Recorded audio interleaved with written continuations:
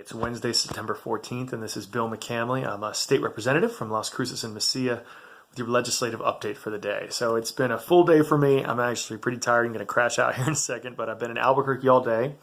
I was up early in the morning on a Rock Station's morning show up here talking about legalization of adult use of cannabis, and this evening was at a group of folks who were supporting the aid in dying legislation I'm working on, and did some questions and answers with them. But the middle of the day is what I wanted to tell you about.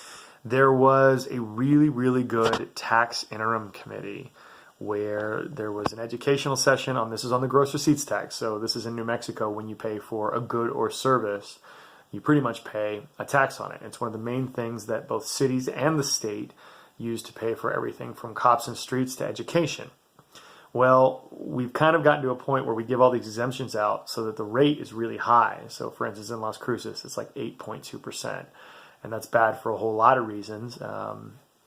It's high when you want to start a business and you've got to fill this out and do all the paperwork for it. And if you're paying it, here's the really interesting situation. More and more companies are hiring people not as employees, but as quote-unquote independent contractors. And I talked about this the other day when I was talking about retirement, but this is an issue regarding taxes as well, because as a contractor, you're expected to pay the gross receipts tax. And like I said, in Cruces, that's about 8%. It's in sevens, mostly the places around the state. So if you're an Uber driver, for instance, you not only owe 5% in your income tax, but additional 7 or 8%, depending on where you live, in gross receipts tax. And that means you basically end up paying 13% of your income in taxes. Now, some contractors can pass that along. So if you're a massage therapist or an accountant or whatever. But if you're an Uber driver, as I was talking about earlier, those fees are set. So that comes out of your salary. And trying to find ways to knock that down is important. So we had some educational sessions and also a kind of a whiteboard, throw ideas at the wall and see what sticks sessions on how we want to oversee the transition for this and how we want to kind of overhaul the policy.